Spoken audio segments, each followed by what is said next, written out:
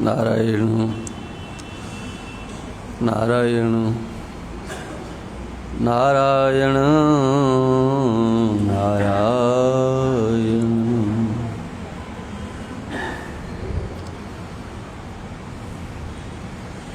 ओम नमो ब्रह्मादिभ्यो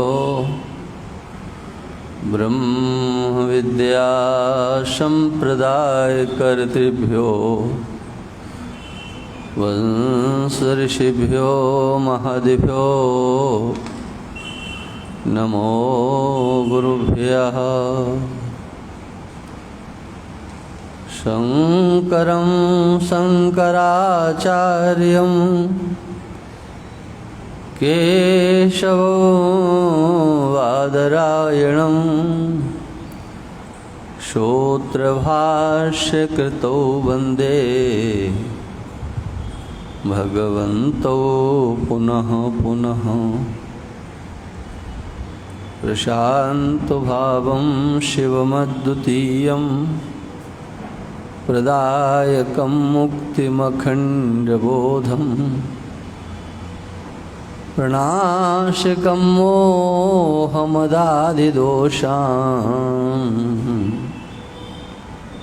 प्रणमामि तं सद्गुरुवामदेवम्।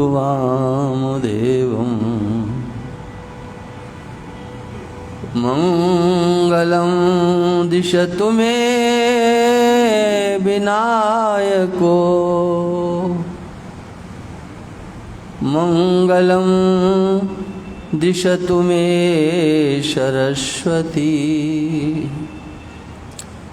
मंगलं दिशतु मे महेश्वरी मंगलं दिशतु मे सदाशिवः मंगलं दिशतु मे सदाशिवः।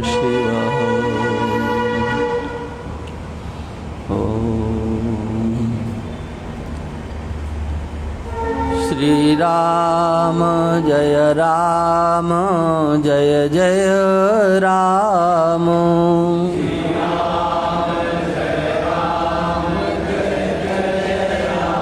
श्री राम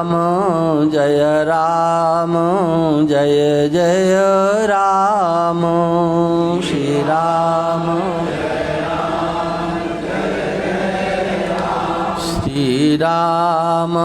श्री राम जय जय राम। श्री राम श्री राम जय जय राम।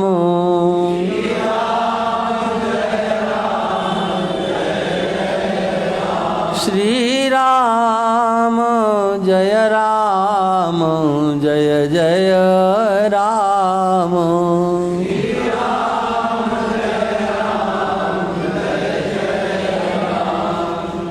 श्री राम रहस्योपनिषद का ये मंत्र है, इसको विजय मंत्र भी कहते हैं।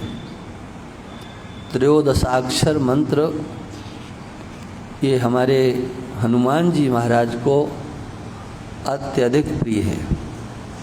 यदि कोई हनुमान चालीसा पढ़ना भी नहीं जानता है और वो चाहता है कि हनुमान जी महाराज की प्रसन्नता हमें प्राप्त हो, तो उनके समक्ष शुद्ध रीति से 13 अक्षरों वाले इस मंत्र का उच्चारण करना चाहिए। इसमें प्रणव का योग नहीं है, नमः का योग भी नहीं है, कोई विभक्ति का योग भी नहीं है। इसलिए मैं चाहता हूँ कि आप सब लोग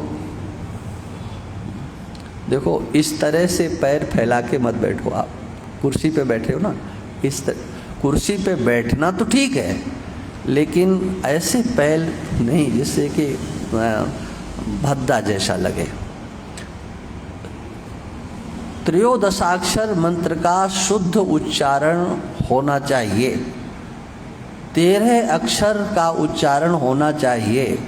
जैसे जयराम बोल दिया आपने, जयराम, तो आपने एक अक्षर काट दिया जय बोल करके, और राम बोल दिया राम, तो आपने एक अक्षर काट दिया।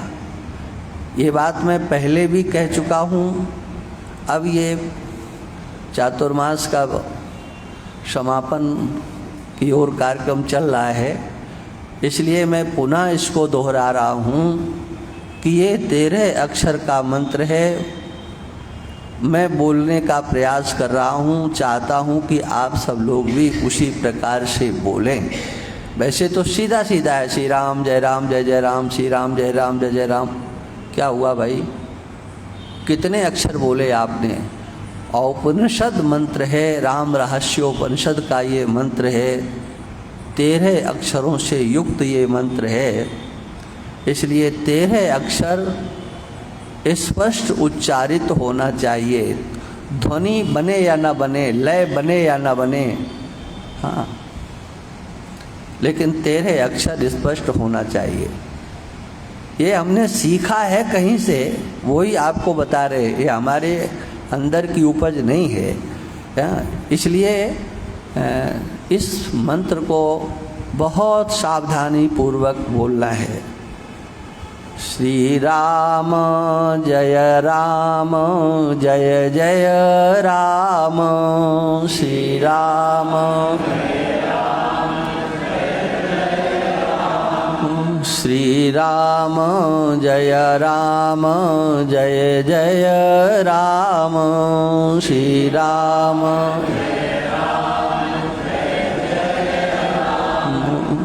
नहीं, राम नहीं, हाँ गलत हो गया ना।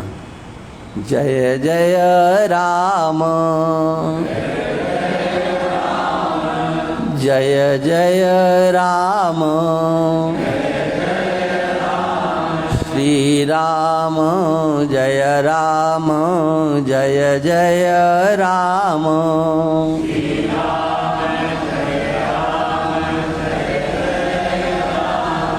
श्री राम जय जय राम, श्री राम जय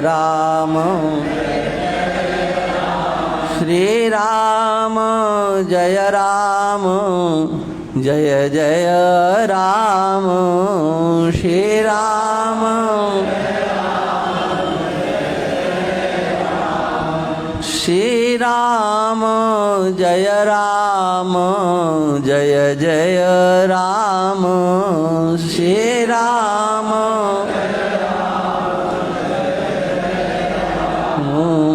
श्री राम जय जय राम, श्री राम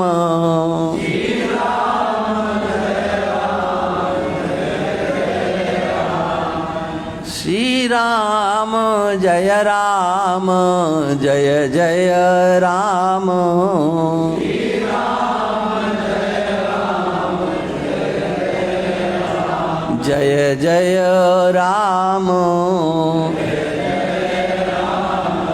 जय जय राम। बोलिए सच्चिदानंद भगवान की, श्री राम धाम सरकार की, सत्य सनातन धर्म की। नमः पार्वती पते हर हर महा। विशान महाग्ने पुरुषाद दर्शना दशसभाया वनवास कृच्छ्यता। मृदे मृधेनेक महारथास्त्रुतो द्रोण्यस्त्रतश्चास्म हरे विरक्षिताः।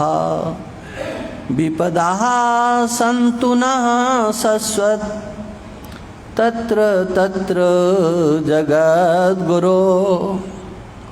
भवतो दर्शनं यस्या द पुनर्भव दर्शनम्। ओम।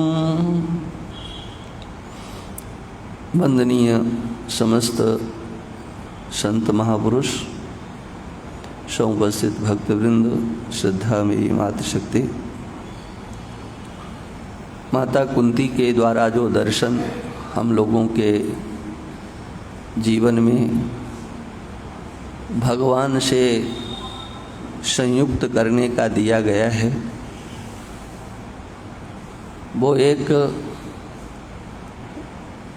हमारे आपके जीवन को प्रशस्त करने वाला दर्शन है। समस्याओं के आने पर राग द्वेषात्मक वृत्तियां हमारे अंतर उपस्थित न हों, भगवान की लीला समझ करके स्वधर्म का पालन करते हुए उन विपत्तियों को सहना,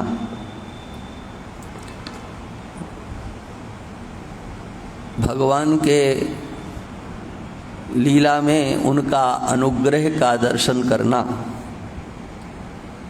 ये जो कुछ लीला हो रही है ये भगवान की कृपा ही है। सुख समृद्धि से युक्त होने पर, सब कुछ अनुकूल होने पर कोई भी कह सकता है भगवान की कृपा है, लेकिन प्रतिकूल परिस्थिति में सहृदयता से केवल वाणी मात्र का विषय नहीं रहे, वहाँ पर हमें भगवान की कृपा दिखाई पड़ना चाहिए। तत्तेनुकंपाम सुसमीक्षमाणा, उस समय पर भगवान की कृपा की समीक्षा करना। अभी तक जो कुछ हमारे जीवन में अच्छा आया है उसमें भी भगवान की कृपा का चिंतन करना, प्रतिकूल परिस्थिति आई है उसमें भी भगवान की कृपा का चिंतन करना। भगवान हमारे सुहृद हैं, हमारे हितैषी हैं। इस संसार सागर से पार जाने के लिए भगवान के श्री चरणार बिंदों का अवलंबन ये सहज स्वाभाविक मार्ग है, सरल प्रतीत होता है, किंतु समर्पण इसमें पूरा चाहिए। पूर्ण समर्पण की भावना, हर परिस्थिति में ईश्वर के अनुग्रह का चिंतन करना। आप विचार के मार्ग पर नहीं चल सकते हो, आत्मा अनात्मा का विचार नहीं कर सकते हो, श्रवण मनन निधिध्यासन करके स्वरूप में निष्ठा नहीं बना सकते हो, तो ये भी एक मार्ग है कि हम भगवान के आश्रय से अपने को चलाने की चेष्टा करें। जो कुछ हुआ है वो सब भगवान को समर्पित कर दो, जो हो रहा है वो भी भगवान को समर्पित, जो होगा वो भी भगवान को। हाँ, व्यवहार जितना भी है भगवान को समर्पित करो। अच्छा हुआ है, अच्छा नहीं हुआ है, ये भगवान का स्पष्ट कहना है।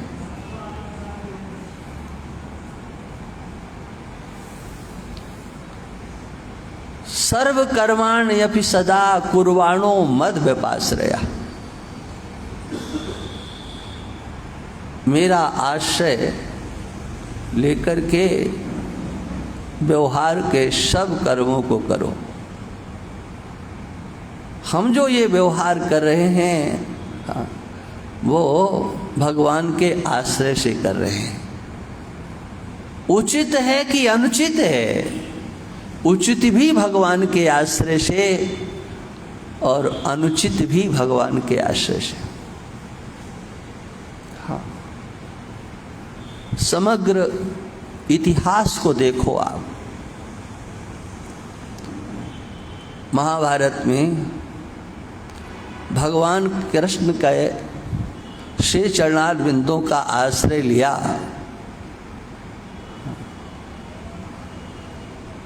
अर्जुन को जो कुछ कहा गया, अर्जुन ने बिना विचार के वो सब कुछ किया। उचित है कि अनुचित है, ये धर्म युद्ध है या धर्म के विरुद्ध है? अविरुद्ध अथवा विरुद्ध उसका विचार किए बिना जो भगवान ने कहा, हाँ, वो अर्जुन ने किया। यही बात भीमसेन की भी है। भगवान ने कहा ऐसा करना है, करना है, चाहे जरासंध को मारना हो और चाहे दुर्योधन को मारना हो। भगवान के आदेश के अनुसार भले ही बलराम जी बहुत बिगड़े, बड़ा रोष आया उनको, गलत हुआ, गलत हुआ, गलत हुआ। हाँ, भगवान कृष्ण ने कहा भीमसेन ने कुछ गलत नहीं किया। क्यों गलत नहीं किया? कहा उन्होंने हमारी आज्ञा का पालन किया। हाँ, हमारे आदेश का पालन किया, मैं चाहता था ऐसा हो।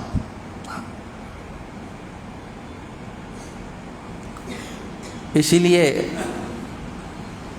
परीक्षित जी महाराज कहते हैं, यत् प्लवाहा, जिनके चरणार बिंदु के आश्रय लेकर के श्री चरणों की नौका से उस सम्रांगण सागर को हमारे पितामह ने पार किया। कोई उस सागर को पार करने वाला नहीं था।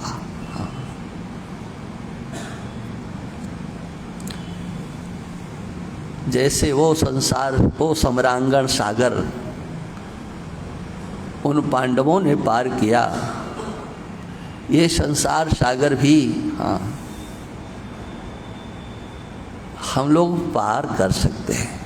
हाँ,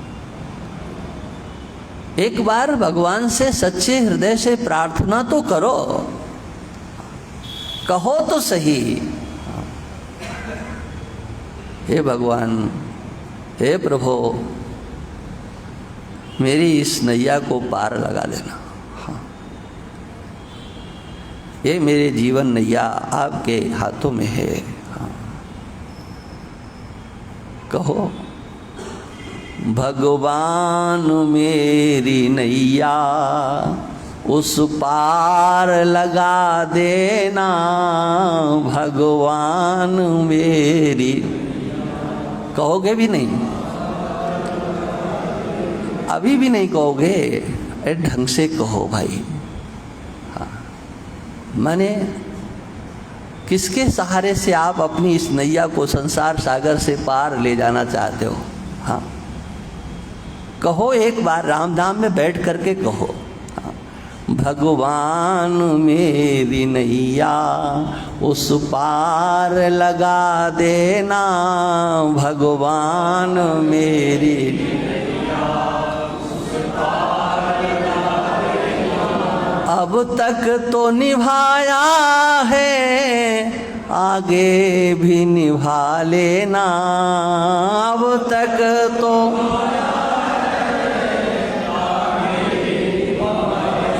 अब तक तो निभाया है, आगे भी निभा लेना। अब तक तो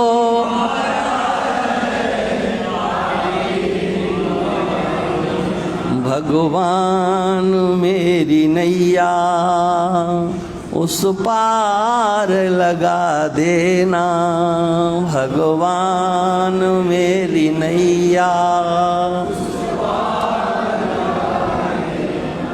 संभव है झंझटों में मैं तुमको भूल जाऊं, संभव है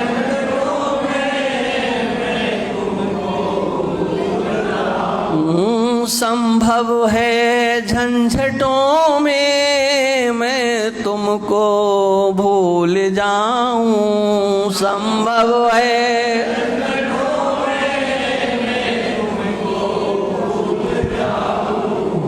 पर नाथ कहीं तुम भी मुझको न भुला देना, पर नाथ कहीं पर नाथ कहीं तुम भी मुझको न भुला देना, पर नाथ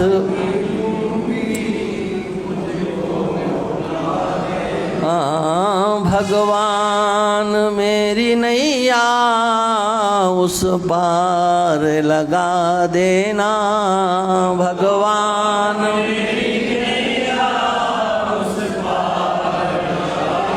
भगवान आपकी सुनेंगे। सच्चे हृदय से की गई पुकार कभी निरर्थक नहीं जाती है। एक बार कहो तो सही, कहने की हिम्मत तो जुटाओ। हाँ, निष्कपट भाव से अपने को असहाय असमर्थ समझ करके मेरे पास विचार करने की बुद्धि, उसको हमने रुपया पैसा कपड़ा मकान संतान में लगा दी है। उस बुद्धि का प्रयोग मैंने आपके स्वरूप को जानने के लिए नहीं किया, अपने आप को समझने के लिए नहीं किया।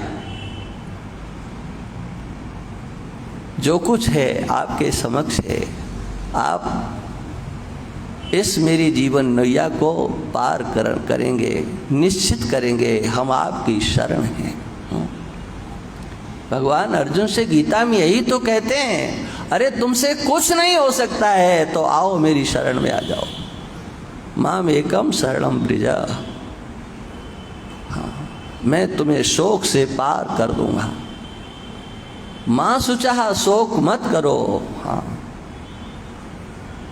माम एकम शरणम ब्रजा, ये केवल कथा मात्र नहीं है, इतिहास साक्षी है। भगवान की शरण लेने वाले सब प्रकार की समस्याओं से पार हुए हैं। सामने विपत्ति दिखाई पड़ रही है, लेकिन उस विपत्ति में भी वो भगवान का अनुग्रह देखते हैं। वृत्तासुर और इंद्र का युद्ध जब हो रहा है तो वहां आप देखो, इंद्र के ऊपर, इंद्र ने वृत्तासुर के ऊपर गदा का प्रहार किया, उसकी गदा निष्फल हो गई। इंद्र कपने लगा। वृत्तासुर ने कहा कि तुम कप क्यों रहे हो, मैंने तो अभी कुछ किया ही नहीं। अरे तुमने हमारे ऊपर एक गदा का प्रहार किया क्यों, ये बताओ।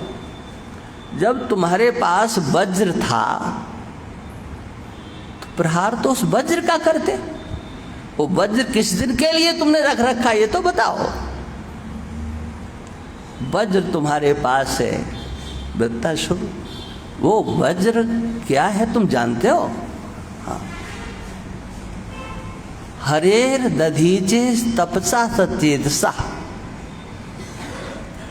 उस वज्र के अंदर दधीची ऋषि की तपस्या है और उस वज्र के अंदर भगवान नारायण का संकल्प है। ऐसा वो वज्र है, नारायण का संकल्प है कि इस वज्र से वृत्तासुर की मृत्यु हो। दधीची की तपस्या से युक्त वज्र, और तुमने उसका मेरे ऊपर प्रहार नहीं किया। सुरेश कस्मान न हिनोसी वज्रम, वज्र का प्रयोग क्यों नहीं करते हो? देखो तुम वज्र का प्रयोग करो। एक बात समझ लो, भगवान नारायण तुम्हारे पक्ष में हैं। हाँ, वो तुम्हें विजय दिलाना चाहते हैं।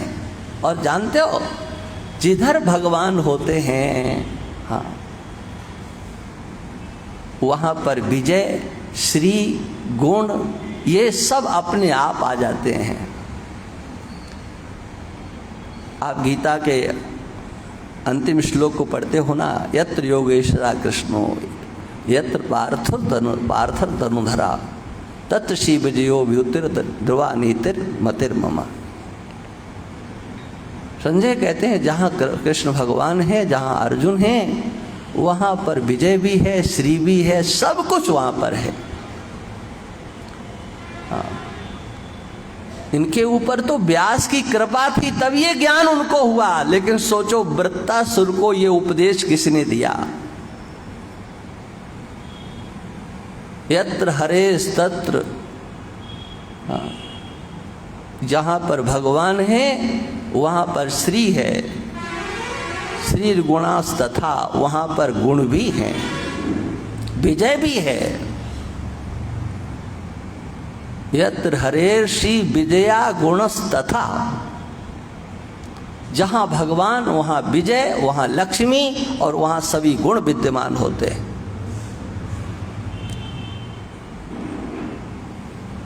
तुम्हारे पक्ष में भगवान है, भगवान हमारे पक्ष में नहीं है। लेकिन इंद्र ये मत समझ लेना कि तुम भगवान के कृपा पात्र हो। हाँ, तुम्हारे ऊपर भगवान की कृपा है ये मत समझ लेना। कृपा तो भगवान की हमारे ऊपर है। हाँ, ये वृत्तासुर कहता है, हाँ, कृपा हमारे ऊपर है। जिसको भगवान अपना समझते हैं, भगवान उसे इस संसार का वैभव, श्री, विजय, गुण आदि के कुछ देते नहीं हैं, बल्कि भगवान तो उसे अपने पास बुलाने के लिए ये सब कुछ हरण कर लेते हैं। ये देखो वृत्तासुर का चिंतन। हाँ, भगवान के भक्त जिन्हें भगवान चाहते हैं उनको भगवान संसार में अटकने नहीं देते हैं। कृपा तो हमारे ऊपर है। तुम्हारा ये वज्र इस शरीर का हनन करेगा, लेकिन तुम जानते हो इस शरीर का हनन होने पर हम भगवान के साथ एकीभूत होंगे, हम भगवान से मिलेंगे, तुम्हें भगवान की द्वारा दी गई लक्ष्मी मिलेगी, ऐश्वर्य मिलेगा, विजय मिलेगी, लेकिन हमें तो भगवान मिलेंगे। उस अपने पराजय में भी वृत्तासुर भगवान की कृपा देखता है। भगवान की कृपा जिस पर करते हैं, लेकिन उसका कहना ये है, हाँ, ऐसी अवस्था में भगवान की कृपा का चिंतन कर पाना बड़ा दुर्लभ है। ततोनुमेयो भगवत प्रसादो यो दुर्लभो किंचन गोचरो न्यैहि। जिस समय विफलता हो और उस समय भगवान की कृपा का चिंतन हो तो समझो ये बड़ा दुर्लभ कार्य है। हर कोई इस कृपा का अनुशीलन नहीं कर सकता है। विपत्ति में भगवान की कृपा का दर्शन, ये विपत्ति भी भगवान की करुणा ही है, कृपा ही है। महाभारत के काल में जितनी भी विपत्तियां प्राप्त हुई, माता कुंती उन विपत्तियों को भगवान की कृपा के रूप में देखती है। भगवान की लीला ही है और क्या है। वास्तव में लीला थी भगवान की, इसके सिवा और कुछ था नहीं। विपत्तियां तो संसार के लोगों को दिखाई पड़ती थी, लेकिन भगवान ये लीला कर रहे थे। किस लिए? धर्मात्माओं में धैर्य कैसा होता है। जो धर्मात्मा होते हैं, भगवान का आश्रय लेकर के चलते हैं, उनके सामने भी विपत्तियां आती हैं। आज लोग यही आक्षेप करते हैं कि भगवान के भक्त ये तो बड़ी भक्ति करते हैं, बहुत माला घुमाते हैं, मंदिर जाते हैं, दान पुण्य करते हैं, महाराज फिर भी विपत्तियां। हाँ, क्या है?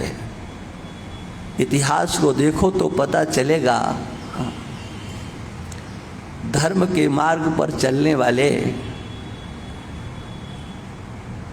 आपको सुखी कम दिखेंगे, दुखी ज्यादा दिखेंगे। हाँ, धर्मात्माओं के पास सुख संपत्ति आती है, ये भी शास्त्र के वचन हैं। हाँ, ये जो धर्मात्मा होते हैं, हाँ, उनके पास संसार का वैभव आता है, सुख संपत्ति आती है। लेकिन धर्मात्माओं के जीवन में अगर वैराग्य नहीं आया, उनका विवेक उनके धर्म ने नहीं दिया, तो वो सब का सब व्यर्थ हो जाएगा। धर्म से सुख संपत्ति की प्राप्ति होना एक ये भी पक्ष है, और धर्म से वैराग्य की प्राप्ति होना ये भी एक पक्ष है। हाँ, तिम सुख संपत्ति भी नहीं बुलाए, धर्मशील पह जाए सोहाए।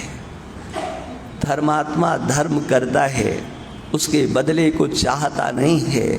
संसार का वैभव, सुख संपत्ति उसके पास आता है, लेकिन वो धर्मात्मा उसमें रमण नहीं करता है, उससे भी आगे जाता है, उससे भी आगे चलता है। सुख संपत्ति वैभव को प्राप्त करके उसमें अगर उसने रमण किया तो उसका वो धर्मात्मा ही पना क्या है। हाँ, सोचिए आप, ये महाभारत को पढ़ो, युद्ध हुआ, विजयश्री को प्राप्त किया, अश्वमेध यज्ञ करके प्रायश्चित्त को भी किया। लेकिन जब युधिष्ठिर को पता लगा मेरे द्वारकानाथ, मेरे भगवान इस धरा का त्याग कर चुके हैं, तो उन्होंने उसी दिन राज्य का त्याग कर दिया। वो सुख समृद्धि, वो वैभव, वो चक्रवर्ती सम्राट बना,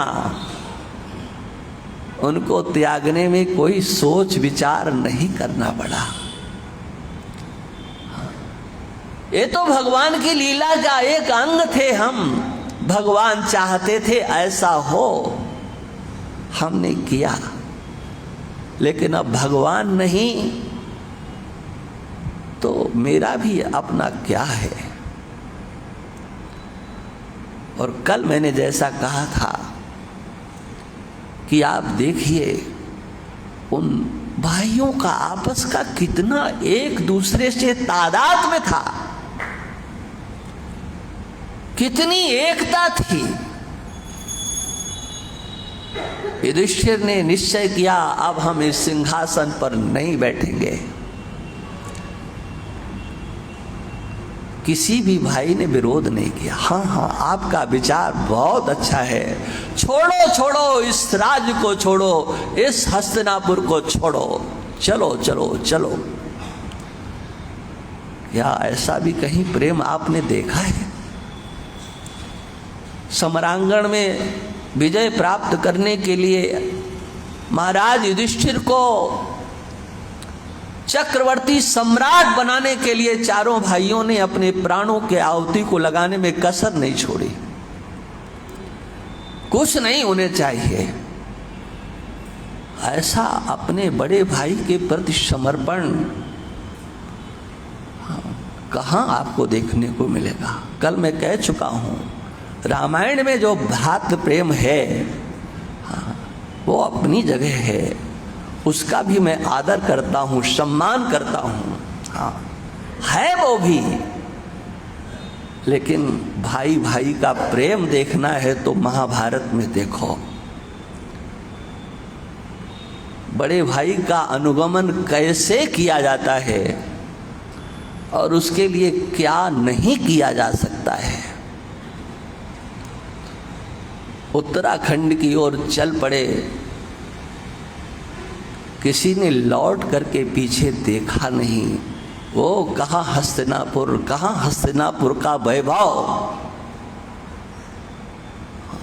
धर्मात्मा थे, धर्मात्माओं के पास सब कुछ आया, लेकिन वो धर्मात्मा क्या जो संसार के सुख में वैभव में अटक जाए। एक बार नारद जी भगवान कृष्ण के पास द्वारका में पहुंचे। भगवान कृष्ण का नारद कहाँ कहाँ से घूम करके आ रहे हो, बताया। अरे ये बताओ तुम उधर हस्तिनापुर गए थे कि नहीं गए थे? बोले अभी तो सीधे हम वहीं से आ रहे हैं। अरे आ रहे हो तो उन्हीं का समाचार सुनाओ। इस समय हमारे धर्मराज युधिष्ठिर क्या सोच रहे हैं, उनका क्या चिंतन है, क्या विचार है? कहा महाराज उनका विचार तो बड़ा विलक्षण है। उनके अंदर कोई इच्छा नहीं है, कोई इच्छा नहीं है, लेकिन एक इच्छा जिसका वो परित्याग नहीं कर पा रहे हैं। वो क्या है? कहा वो राजसूय यज्ञ करना चाहते हैं। हाँ। कहा राजसूय यज्ञ क्यों करना चाहते हैं? तो नारद जी कहते हैं कि वो सारे संसार के लोगों को ये दिखाना चाहते हैं कि देखो मेरे पास जो कुछ भी है वो द्वारका नाथ का दिया हुआ है। तो कहा कि नहीं, ये तो किसी और भी तरह से बताया जा सकता है। का नहीं, इतने से वो संतुष्ट नहीं है। उनकी इच्छा है कि उस राजसूय यज्ञ में पृथ्वी के समस्त राजाओं के मध्य देवर्षि, ब्रह्मर्षि, राजर्षि, तपस्वी, त्यागियों के मध्य में वो आप श्री के चरणार बिंदों का प्रक्षालन करना चाहते हैं। वो उन्हें धोना चाहते, आपके चरणों को धो करके आपकी पूजा करना चाहते हैं। महाराज यही उनकी एक इच्छा है, इस इच्छा को आप पूरा कर दीजिए। और उनके अंदर कोई इच्छा नहीं है। आप देखिए ये धर्मात्माओं का दृष्टिकोण। और उसके बाद आप जानते हो जो कुछ हुआ, वो कथाएं आप सबने सुनी हैं। धर्मात्माओं की दृष्टि में अपना धर्म नहीं, अपना आचरण नहीं, अपना व्यवहार नहीं, उनकी दृष्टि में उस आचरण व्यवहार सब में भगवान अनुस्यूत होते हैं। वो भगवान को देखते हैं, मेरे भगवान का अनुग्रह, मेरे भगवान की कृपा। यही तो कर्म योग है, और क्या है? जो कर्म भगवान से नहीं जुड़ा वो योग तो कभी हो नहीं सकता। हाँ। जिस कर्म योग से ईश्वर की पूजा नहीं हुई वो कर्म योग क्या है? इसलिए इन कथाओं के माध्यम से हम लोग भगवान की अनुकंपा का चिंतन करें, कृपा का चिंतन करें। ये समग्र वैभव धर्मात्माओं की दृष्टि में ईश्वर की कृपा से प्राप्त होता हुआ भी उसके प्रति उनकी आसक्ति नहीं होती है, उनकी ममता नहीं होती है। तनु तीय तनय धाम धन धरनी, क्या छोड़ा गोस्वामी जी ने? कुछ भी नहीं। तनु तीय तनय धाम धन धरनी, सत्य संत कहाँ तृणसम वर्णी। धर्मात्मा के लिए ये सारा संसार तिनके की तरह से होता है, तुच्छ होता है। और इतिहास को देखो आप, बड़े बड़े राजाओं का चरित्र, ये इतिहास संग्रह करने में तत्पर दिखाई पड़ते हैं, हाँ, लेकिन छोड़ने में उससे 100 गुना ज्यादा तत्पर होते हैं। कहीं उनका आग्रह नहीं होता है, कहीं आसक्ति नहीं होती है। यदि आग्रह कहीं है, आसक्ति कहीं है, हाँ, तो केवल भगवान में होती है। 5 भाइयों ने इस धरा का त्याग किया, केवल इतना सुनकर के इस धरा पर अब भगवान नहीं है। हाँ? सोचो आप, क्या उनका कितना लगाव होगा भगवान से। ये केवल लीला ही तो थी, और क्या। हाँ? देखो, वाल्मीकि रामायण में, अध्यात्म रामायण में वर्णन आता है, दुर्वासा जी आते हैं, लक्ष्मण के ऊपर कुपित हो गए। लक्ष्मण को भगवान ने कहा था कि देखो, अभी मैं किसी से गुप्त बात करने जा रहा हूँ, यहाँ पर कोई प्रवेश नहीं करना चाहिए। हाँ, मेरी इस आज्ञा का उल्लंघन नहीं होना चाहिए, और अगर आज्ञा का उल्लंघन हो गया तो मृत्यु दंड दूंगा। लक्ष्मण ने कहा कि आज्ञा का उल्लंघन नहीं होगा, और दुर्वासा जी पहुंच गए। दुर्वासा जी ने कहा मुझे राम जी से मिलना है, अभी मिलना है। कहा कि थोड़ी देर में मिलेंगे, मैं पूरी अयोध्या को जलाकर भस्म कर दूंगा। अब लक्ष्मण जी विचार करने लगे, अपने को जलाऊं कि अयोध्या को जलाऊं। और अंत में निर्णय हुआ, अयोध्या की रक्षा करूंगा। हाँ, ये अयोध्या तो श्री राम जी की है। देखो, भरत जी तो कहते हैं संपत सब रघुपत के आई है। त्याग देखो लक्ष्मण का। लक्ष्मण ने विचार किया, ये अयोध्या भगवान की है, अयोध्यावासी भगवान के, संपत्ति सब भगवान की है, और हम भी भगवान के हैं। इस समग्र भगवान की अयोध्या को बचाने के लिए मैं अपने को दांव पर लगाऊंगा। लक्ष्मण जी पहुंच गए। दुर्वासा जी मिलना चाहते, बुलाया, क्या चाहते हो, बात क्या थी। बोले कल मैंने व्रत किया था, उसको व्रत को तोड़ने के लिए अन्न चाहिए, अब बताओ। कोई समस्या थी उनकी, लेकिन समस्या कुछ नहीं थी। इसे आप चाहे लीला समझो, चाहे भगवान की इच्छा समझो। मानो लक्ष्मण की स्थिति का दर्शन कराना था, या इस लीला के माध्यम से भगवान श्री राम का लक्ष्मण के प्रति प्रेम का दर्शन कराना था।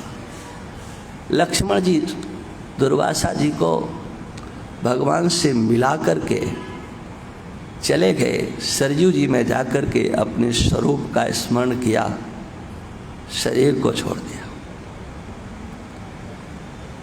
दुर्वासा के जाने के बाद भगवान श्री राम ने कहा लक्ष्मण कहाँ है। किसी ने समाचार दिया लक्ष्मण ने शरीर का त्याग किया। भगवान ने सुना लक्ष्मण नहीं है। आप पढ़ो वाल्मीकि रामायण, अध्यात्म रामायण, वहां पर भगवान के उद्गार। लक्ष्मण के बिना इस धरा पर मेरा क्या कार्य। और भगवान ने उसी समय इस धरा का त्याग करने का एक निश्चय कर लिया। क्या प्रेम था! इसी प्रेम का दर्शन पांडवों के जीवन में देखने को मिलता है। जब उन्होंने सुना भगवान नहीं तो ये धरा मेरे किस काम की है। उन्हें राज्य से प्रेम नहीं था, सत्ता से प्रेम नहीं था, वो भगवान के प्रेमी थे। उनका धर्म भगवान के लिए था, उनका कर्म भगवान के लिए था, सब कुछ भगवान के लिए था। इसी को वल्लभाचार्य जी ने कहा ये लीला संदर्भ है। माता कुंती उस समस्त लीलाओं में भगवान की कृपा का दर्शन करती और फिर अंतिम लीला से अपनी उस बात को पूरा करती।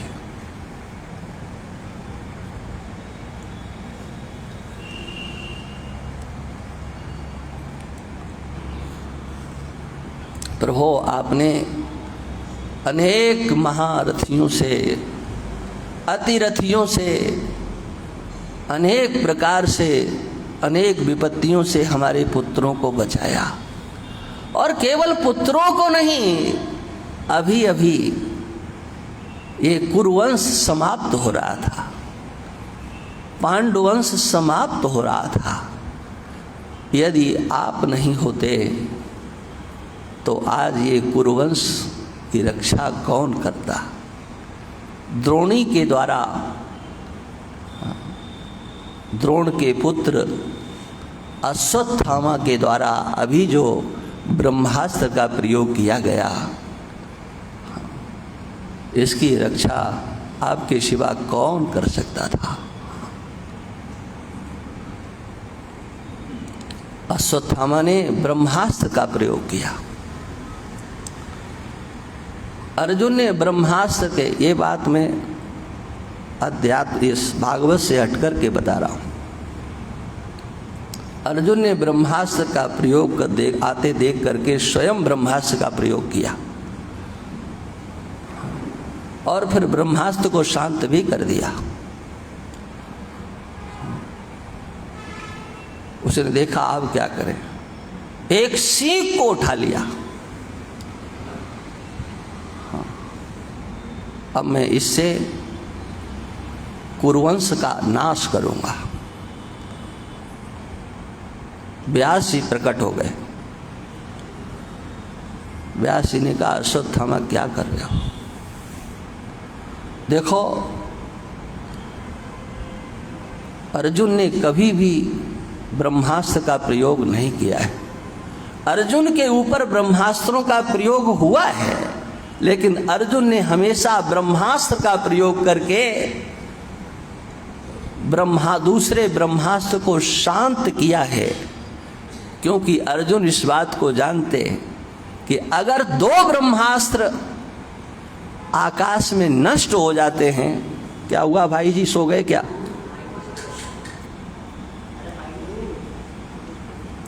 ये आवाज कैसी कट रही तुम्हारी? कहाँ चले जाते हो भाई? मुझे पता है कि तुम्हारा विषय ही नहीं है। व्यास ने कहा कि यदि अर्जुन ब्रह्मास्त्र को शांत करने के लिए ब्रह्मास्त्र नहीं छोड़ते और जहां दो ब्रह्मास्त्र आपस में टकरा करके नष्ट होते हैं, उस देश में 12 साल के लिए अकाल पड़ जाता है। पूरे महाभारत के युद्ध में अर्जुन के ऊपर जो ब्रह्मास्त्रों का प्रयोग किया गया, उनको शांत करने के लिए अर्जुन ने ब्रह्मास्त्र का प्रयोग किया, किसी के ऊपर प्रयोग किया नहीं किया और न ब्रह्मास्त्र को नष्ट होने दिया। आज भी अर्जुन ने तुम्हारे ब्रह्मास्त्र को नष्ट नहीं किया है, लेकिन तुम ये तिनका ले चुके हो, ये उचित नहीं है। अश्वत्थामा ने कहा कुछ भी हो, मैं तो प्रयोग करूंगा। भगवान कृष्ण ने कहा कि तुम प्रयोग करोगे ना, सफल नहीं हो सकते हो, मैं हूं। उत्तरा के गर्भ को तुम नष्ट कर सकते हो, मैं जानता हूं, लेकिन मैं उस गर्भस्थ शिशु को जीवित करूंगा। भागवत में जिस दृष्टि से लिखा गया है वो दृष्टि एक अलग दृष्टि है। महाभारत को आप देखो, भागवत में तो आप सुनते हैं उत्तरा प्रार्थना करती है। हाँ, प्रार्थना तो उत्तरा महाभारत में भी करती है। हाँ, विलाप करती है उत्तरा। सुभद्रा भी भगवान कृष्ण से, जिसने कुछ नहीं कहा, कभी जीवन में कुछ नहीं कहा, अभिमन्यु के मृत्यु होने पर भी सुभद्रा गंभीर हो गई थी। अर्जुन को क्रोध आया, अर्जुन का रुदन, अर्जुन का प्रलाप विलाप, वो तो सब जानते हैं, लेकिन उत्तरा के अंतर वो गंभीरता का दर्शन उस समय होता है। लेकिन सुभद्रा ने जब देखा कि उत्तरा के गर्भ से जो शिशु उत्पन्न हुआ है ये तो मृत है, मर चुका है, तो सुभद्रा ने भगवान से, कृष्ण से कहा, वासुदेव, जिस दिन इस अस्त्र का प्रयोग किया गया था तुमने उस दिन प्रतिज्ञा की थी ना कि मैं इस पुत्र को जीवित करूंगा, अपने सत्य के बल पर मैं इसे जीवित करूंगा। आज वो समय आ गया है। बहुत कुछ कहा,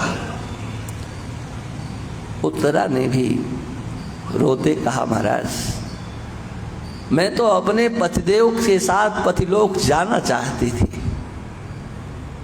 लेकिन ये सोच करके कि उनका अंश है, ये कुरुवंश इसमें है, पांडुवंश है, इसलिए मैंने अपनी उस वियोग वेदना को रोक लिया। किंतु आज मुझे लगता है वो मेरा पाप ही था, मैं क्यों रुक गई। पुत्र भी हुआ, वो भी मृत, और उस समय पर भगवान कृष्ण प्रसूति का गृह में पहुंच करके ये नहीं कहते कि मैं भगवान हूं। हाँ,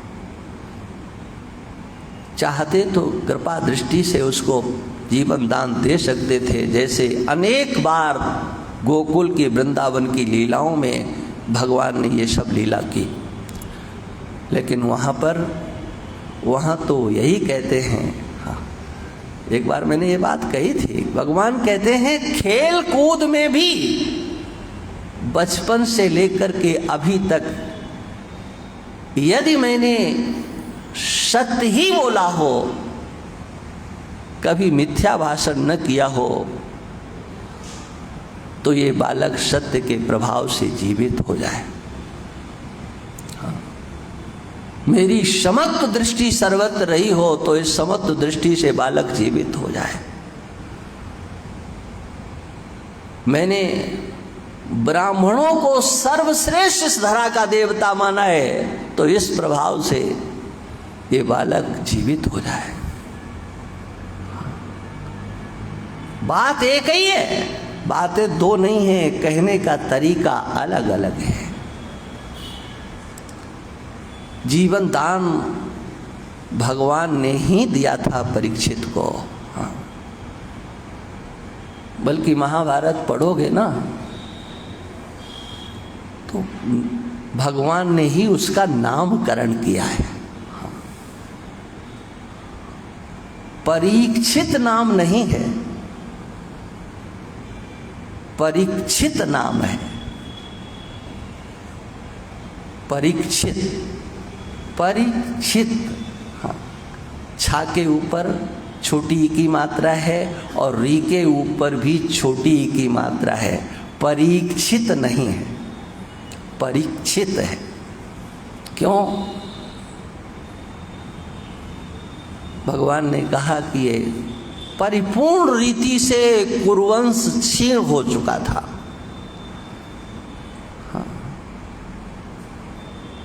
परिपूर्ण रीति से परिक्षीणात। अब कुरुवंश आगे चलने वाला नहीं, पांडुवंश आगे चलने वाला नहीं था। इसी से कुरुवंश आगे चलेगा, इसी से पांडुवंश आगे चलेगा। इसलिए परिक्षीणात, इसका नाम परीक्षित होगा। भगवान ने स्वयं उनका नामकरण किया। माता कुंती कहती हैं ये तो प्रत्यक्ष में सबने देखा है, उत्तरा के गर्भस्थ शिशु की रक्षा आपके द्वारा की गई। हाँ, भागवत में यहाँ तो यही वर्णन है ना कि भगवान गर्भ में प्रवेश कर गए। हाँ, तो सुनने को श्रोताओं को लगता है हाँ भगवान ने प्रवेश किया। अरे भगवान तो सबके अंदर पहले से बैठे हुए हैं जी।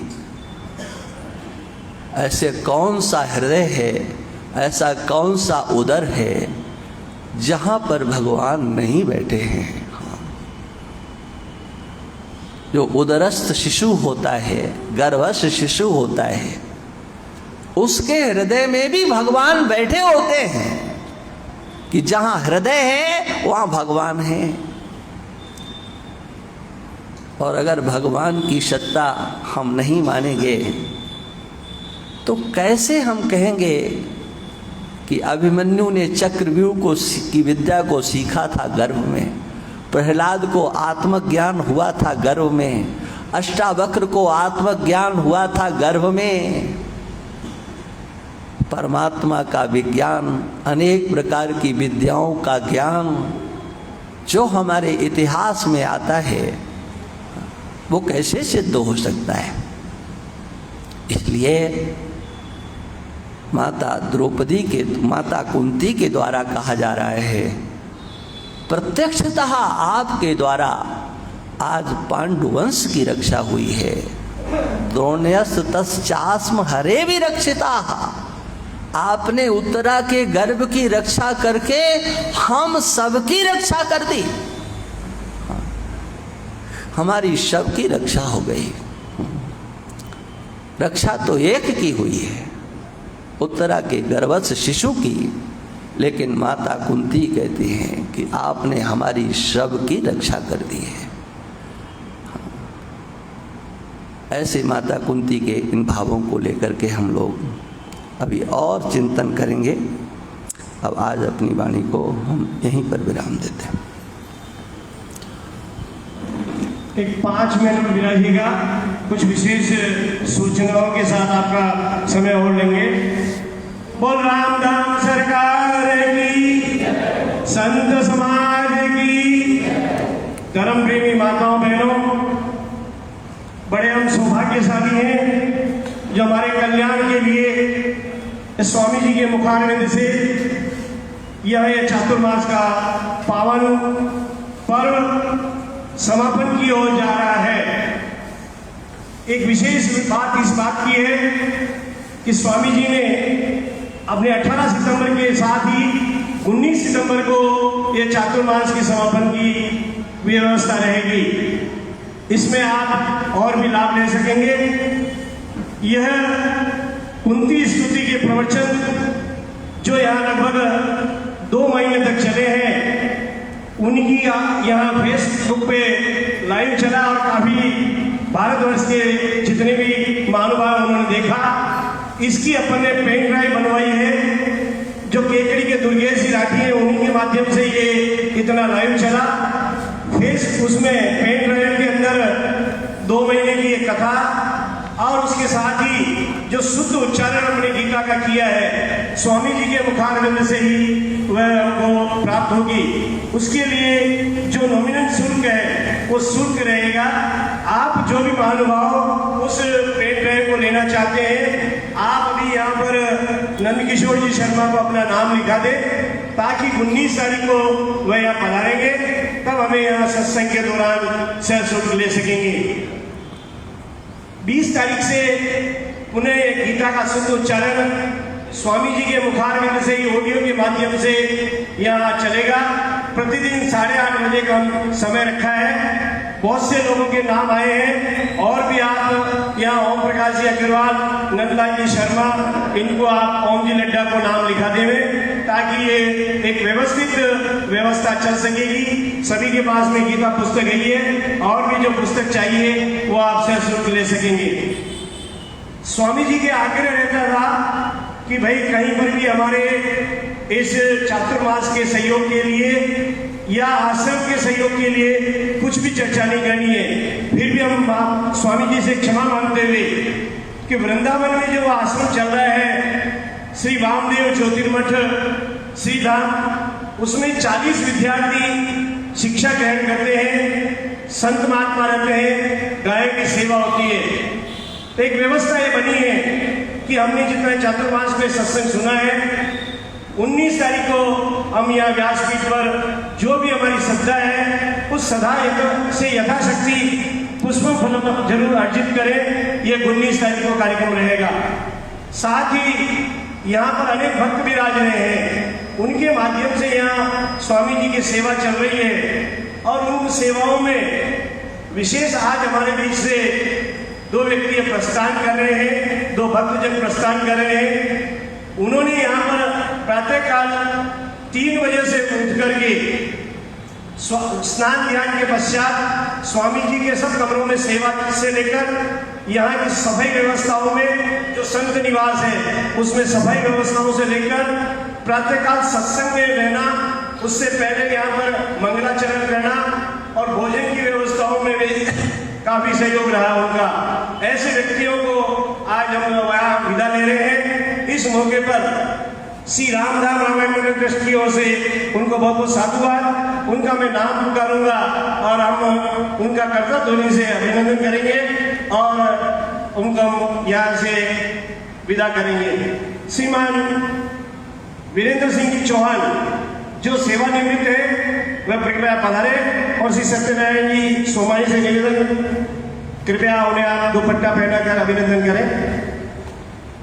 इन्हीं के साथ इनके भतीजे श्रीमान नरसिंह जी चौहान जो कि आर्मी से निवृत्त हुए, सेवानिवृत्त हुए, यहाँ पिछले 1.25 महीने से आप बराबर सेवाएं दे रहे हैं और आप श्री ने बहुत ही उदार हृदय से यहाँ सहयोग भी किया है।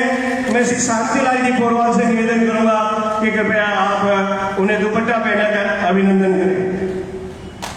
भक्तजन और भी विराजे हैं, परंतु आज ये यहाँ अपने नोएडा दिल्ली के पास है, वहाँ के ग्रामीण इलाके में से लेकर के और यहाँ अपने चातुर्मास को सत्संग को प्रवचन को सुना और सेवाएं दी। मूल रूप से यहाँ इस रामधाम के हमारे चातुर्मास के संपन्न होने में और सफल होने में आपका बहुत बहुत सहयोग रहा।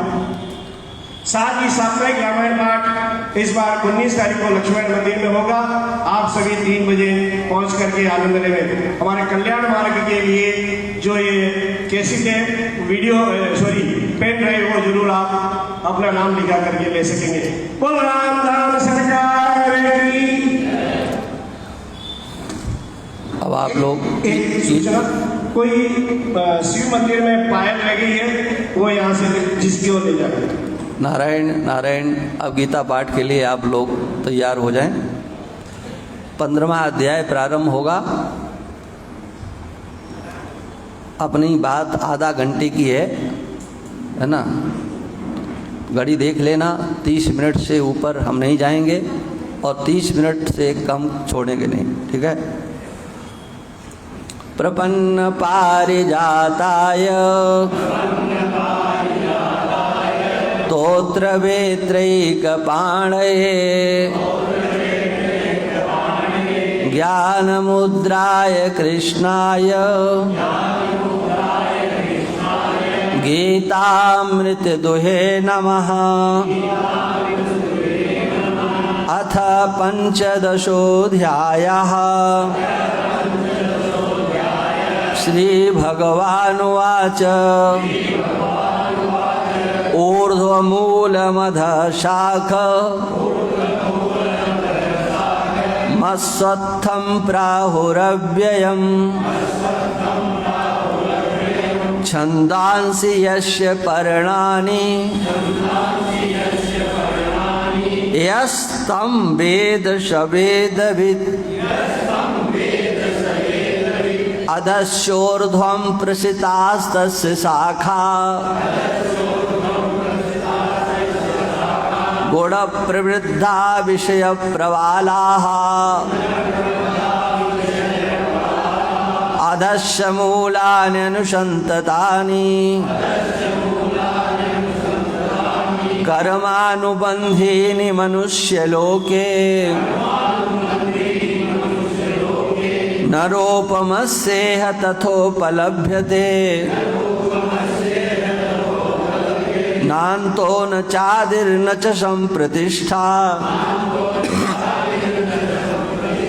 अश्वत्थमेनं सुवरोढमूला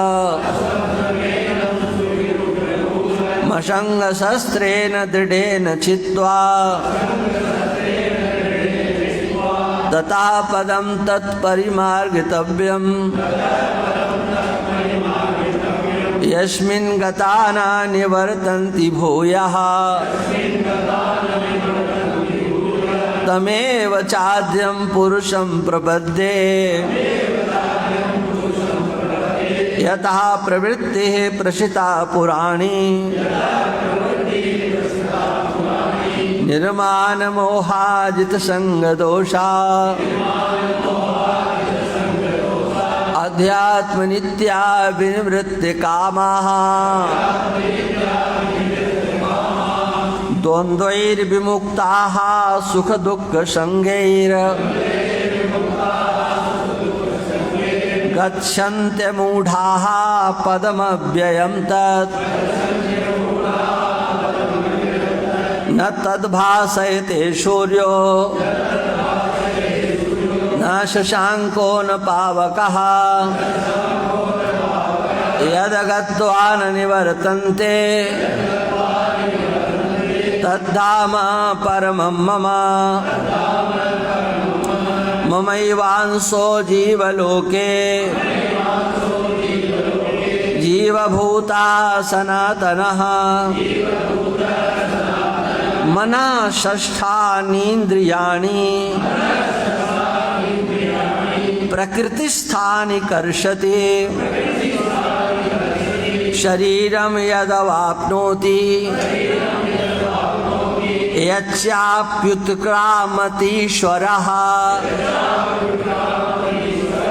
यच्चाप्युत्क्रामतीश्वरः गृहीत्वैतानि संयाति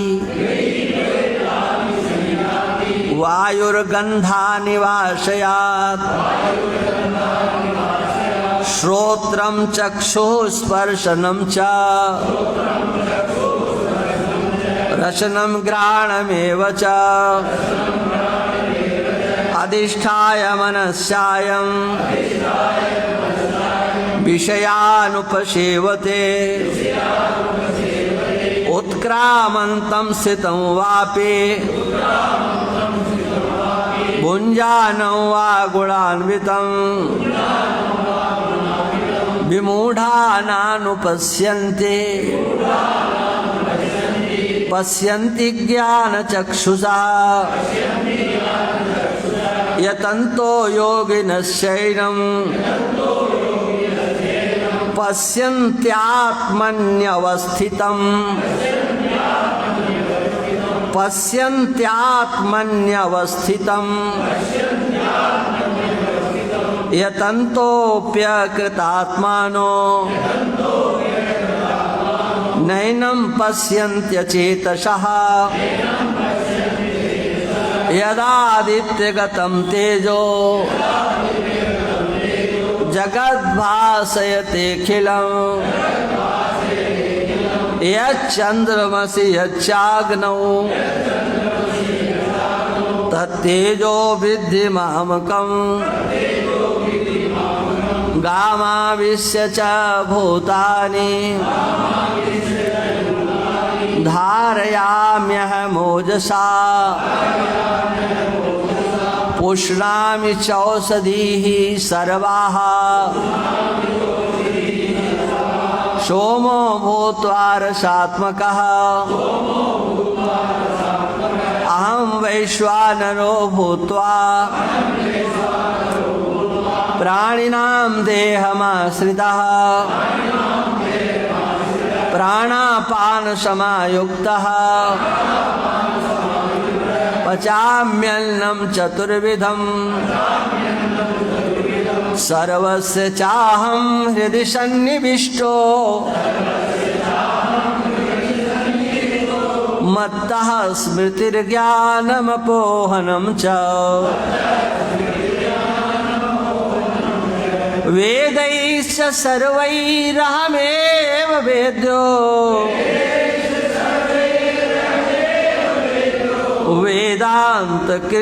वेदान्तकृद्वेदविदेव चाहम् द्वाविमौ पुरुषौ लोके क्षरश्चाक्षर एव च क्षरा सर्वाणि भूतानि कूटस्थोऽक्षर उच्यते उत्तमा पुरुषस्त्वन्यः परमात्मेतुदाहृतः यो लोकत्रयमाविश्य बिभर्त्य ईश्वरः यस्माच्छरमतीतोहा मक्षरादपि चोत्तमः अतोऽस्मि लोके वेदे च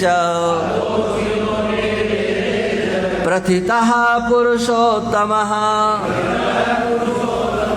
यो मामेवमसम्मूढो जानाति पुरुषोत्तमं स सर्वविद् भजति मां सर्वभावेन भारत इति गुह्यतमं शास्त्र मिदमुक्तं मया नघ एतद् बुद्ध्वा बुद्धिमान् स्यात् कृतकृत्यस्य भारत कृतकृत्यस्य भारत ओम तत्सदिति श्रीमद्भगवद्गीता सोपनिषत्सु ब्रह्म विद्यायां योगशास्त्रे श्रीकृष्णार्जुन संवादे पुरुषोत्तम योगो नाम पंचदशोऽध्यायः अथ षोडशोऽध्यायः श्रीभगवानुवाच अभयं सत्त्वसंशुद्धिर् ज्ञानयोगव्यवस्थितिः दानं दमश्च यज्ञश्च स्वाध्यायस्तपार्जवम् अहिंसा सत्यमक्रोधः त्यागः शान्तिरपैशुनम् दया भूतेष्वलोलुप्तम्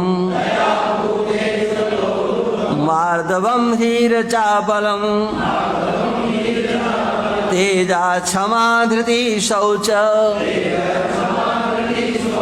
मद्रोहो नातिमानिता भवन्ति सम्पदं देवी मविजातस्य भारत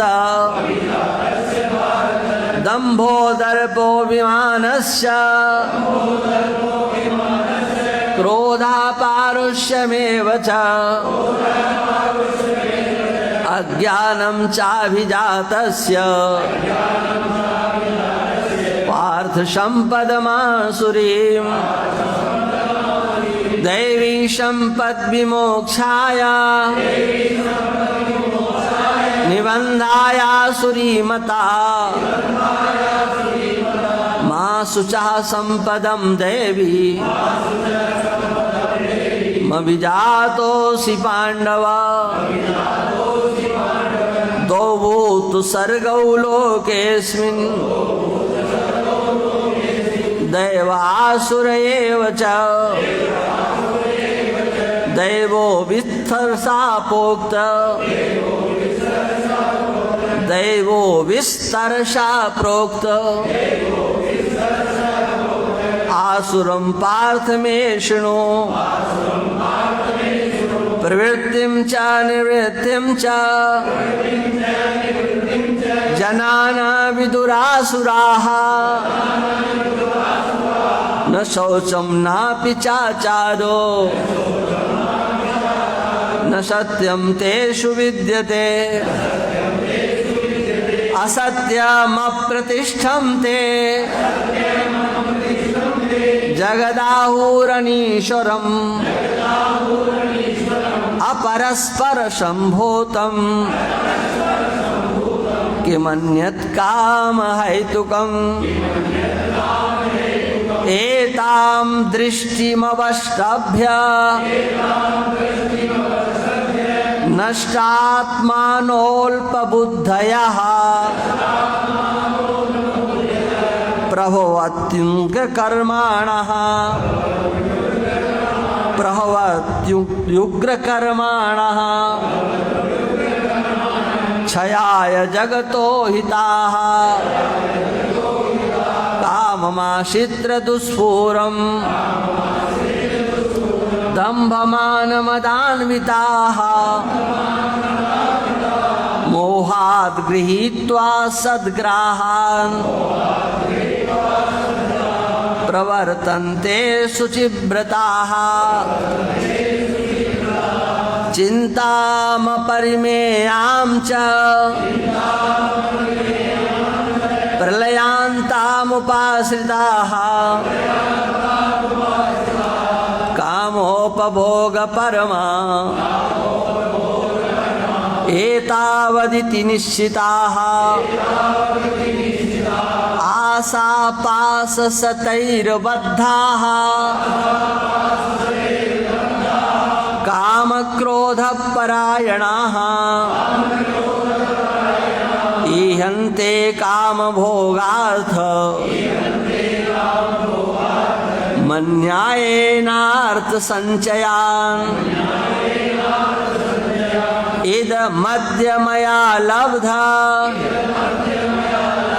मिमं प्राप्स्ये मनोरथम् इदमस्तीदमपि मे भविष्यति पुनर्धनम् असौ मया हता शत्रुर् हनिष्ये चापरानपि ईश्वरोऽहमहं भोगी सिद्धोऽहं बलवान् सुखी आढ्योऽभिजनवानस्मि कोऽन्योऽस्ति सदृशो मया यक्षे दास्यामि मोदिष्य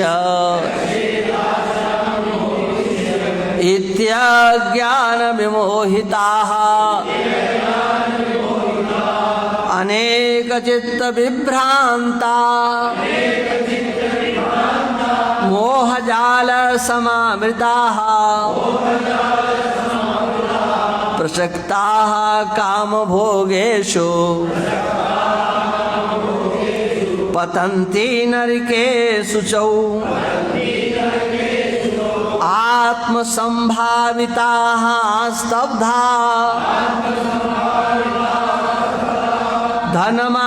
धनमानमदान्विताः यजन्ते नाम यज्ञैस्ते दम्भेन विधिपूर्वकम् अहंकारं बलं दर्पं कामं क्रोधं च संश्रिताः मामात्मपरदेहेषु प्रद्विषन्तो व्यसूयकाः प्रद्विषन्तोऽभ्यसूयकाः प्रद्विषन्तोऽभ्यसूयकाः तानहं द्विषिता क्रूरान् संसारेषु नराधमान् क्षिपाम्यजस्रमशुभा नासुरीष्वेव योनिषु आसुरीं योनिमापन्ना मूढ़ा जन्मनि जन्मनि मामप्राप्यैव कौन्तेय ततो यान्ति धमां गतिम् त्रिविधं नरकस्येदम् द्वारं नाशनमात्मनः कामः क्रोधस्तथा लोभस् तस्मादेतत्त्रयं त्यजेत् एतैर्विमुक्तः कौन्तेय तमोद्वारैस्त्रिभिर्नरः आचरत्यात्मनः श्रेयस् ततो याति परां गतिम् यः शास्त्रविधिमुत्सृज्य वर्तते कामकारतः न स सिद्धिमवाप्नोति न सुखं न परां गतिम् तस्मात् शास्त्रं प्रमाणं ते कार्याकार्यव्यवस्थितौ ज्ञात्वा शास्त्रविधानोक्तं कर्म कर्म कर्तुमिहार्हसि कर्म कर्तुमिहार्हसि ओम तत्सदिति श्रीमद्भगवद्गीता सोपनिषत्सु ब्रह्मविद्यायां योगशास्त्रे श्रीकृष्णार्जुन संवादे दैवासुर संपद विभाग योगो नाम षोडशोऽध्यायः अथ सप्तदशोऽध्यायः अर्जुन उवाच ये शास्त्रविधिमुत्सृज्य यजन्ते श्रद्धयान्विताः तेषां निष्ठा तु का कृष्ण सत्त्वमहो रजस्तमः श्रीभगवानुवाच त्रिविधा भवति श्रद्धा देहिनां सा स्वभावजा सात्विकी राजसी चैव तामसी चेति तां शृणु सत्त्वानुरूपा सर्वस्य श्रद्धा भवति भारत श्रद्धामयोऽयं पुरुषो यो यच्छ्रद्धा स एव सः यजन्ते सात्विका देवान् यक्ष रक्षांसि राजसाः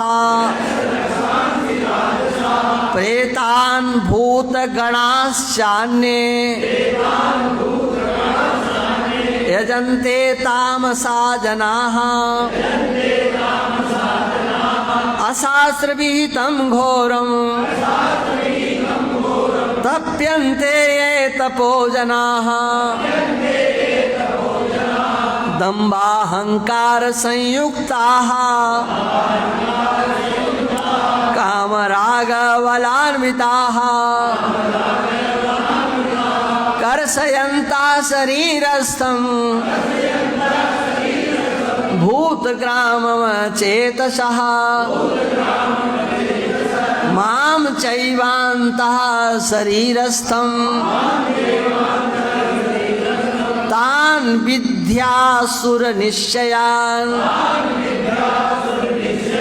आहारस्त्वपि सर्वस्य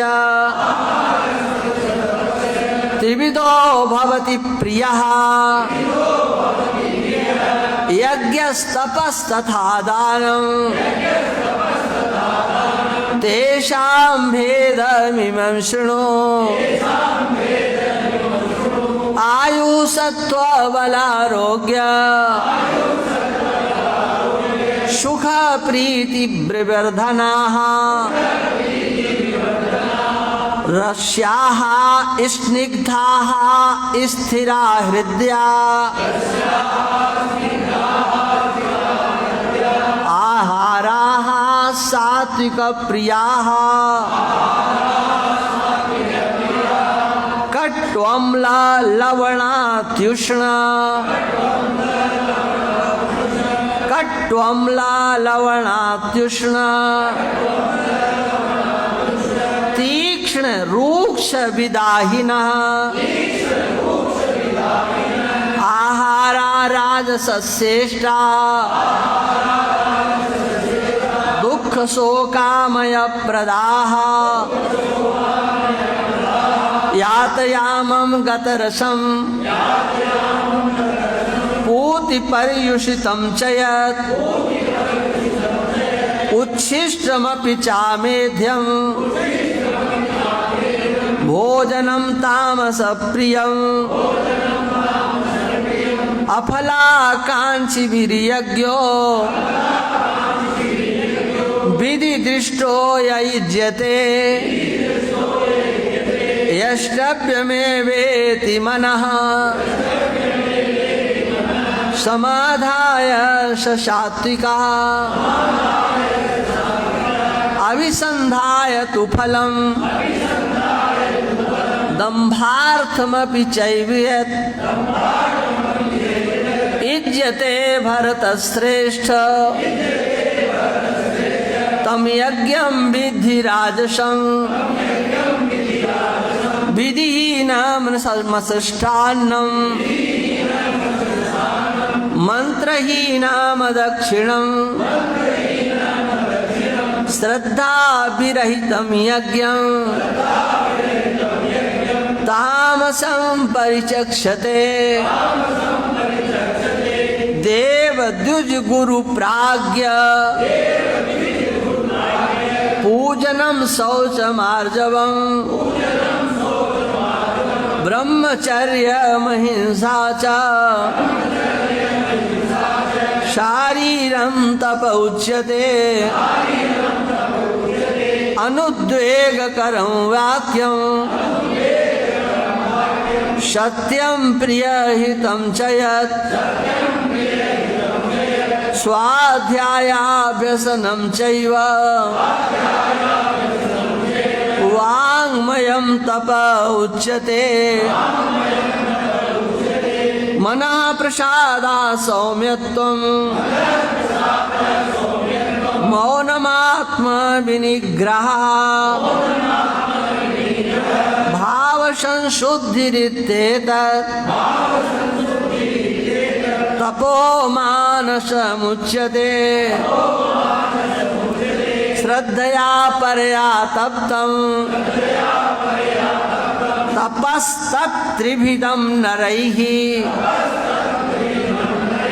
अफलाकाङ्क्षिभिर्युक्तैः सात्विकं परिचक्षते सत्कार मान पूजार्थम तपोदम्भेन चैव यत् क्रियते तदिह प्रोक्तम् राजसं चलमध्रुवम् मूढग्राहेणात्मनो यत् पीडया क्रियते तपः परस्योत्साधनार्थं वा तत्तामसमुदाहृतम् दातव्यमिति यद्दानं दीयते नुपकारिणे देशे काले च पात्रे च तद्दानं सात्विकं स्मृतं यत्तु प्रत्युपकारार्थं